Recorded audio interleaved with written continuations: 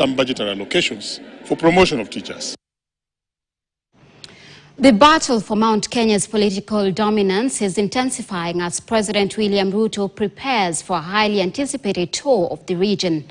The head of state, who had uncharacteristically avoided the voter-rich region for months, is expected to visit Nyandarua, Nyeri, Meru and Tharaka Nithi counties, where he is expected to launch development projects, even as he seeks to correct real and perceived misconceptions.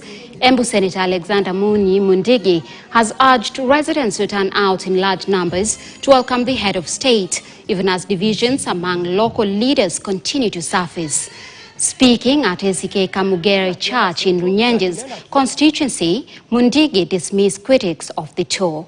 Akienda kuna sile zingine. Kwa hivyo ningesema rais wetu William Ruto na deputy wako Profesa Kidukize, tunawangoja sana kuja mseme mambo yenu ile mnataka mtatufanyia. Lakini nataka kusema sisi mlima tuko pamoja, na ningesema hakutakuwa na matata na hakutakuwa na shinda, na ninajua tuko na hakika tutawasikilia wote. Nimesikia watu wengine wakisema kama senator wa Murang'a ambaye ni Nyotu akisema rais na deputy wake Profesa wasikuje Mount Kenya. Nataka niseme kaunti 11 si tunakubali kwa sababu wanasema wamejitosheleza na vitu zao, lakini sisi tunataka serikali ikuje ambaye inaongozwa na William Ruto na Profesa Kidukize juu ya mahitaji yetu.